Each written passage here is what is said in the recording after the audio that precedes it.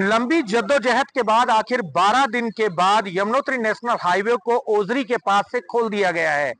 12 दिन पहले जो बादल फटने की जो घटना हुई थी उसके चलते यमुनोत्री राष्ट्रीय राजमार्ग कई जगह तबाह हो गया था।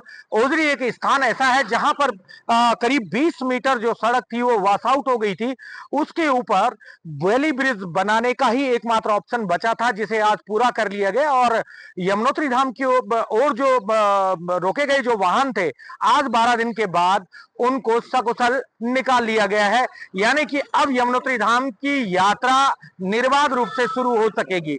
हमारे साथ राष्ट्रीय राजमार्ग निर्माण खंड के अधिकारी हैं, इनसे ही जानना चाहते हैं आखिर किस तरह से ये तमाम जो कार्य था इसको संपादित किया गया।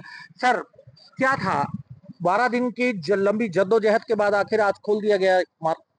जैसा कि आप विदित हैं कि 28 तारीख की मध्य रात्रि को बादल फटने के कारण राष्ट्रीय राजमार्ग NH 134 पालीघाट से फुलचट्टी के बीच में कई स्थानों पर वॉश आउट हो गया था, जिसमें सिलाई बैंड और ओजरी दो लोकेशन बहुत महत्वपूर्ण थी। इन दो लोकेशनों पे लगभग 7 जगह से रोड वॉश आउट हो गई थी। सिलाई बैंड को हमारे द्वारा 2 से 3 दिन के अंतर्गत यातायात सुचारू कर दिया गया था, किंतु ओजरी हमारे लिए एक चैलेंजिंग पॉइंट था। तो उस पर पानी का बहाव अधिक होने के कारण वहां पे श्रमिकों द्वारा कार्य करना संभव नहीं हो पा रहा था।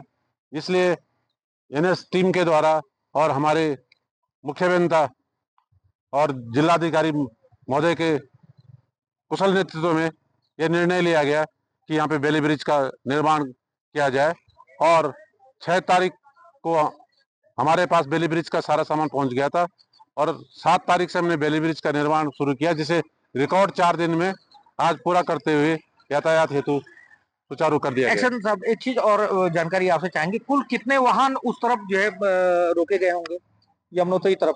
अभी एग्जैक्ट तो मैं नहीं बता पाऊंगा, लेकिन आज जो वाहन वहां से निकले हैं अभी तक लगभग 100 से 150 वाहन निकल चुके हैं और अभी भी बड़ी बसें आ रही हैं।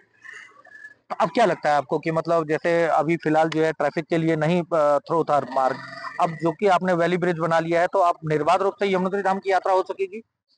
अभी निर्बाध ये तो नहीं कह सकते, क्योंकि अभी एक दिन और लगेगा। क्यों, अभी जो हमारा बड़कोट से ऊपर के लिए जो लोडेड ट्रक जाएंगे, अभी इस पे 1-2 दिन का काम और अवशेष है।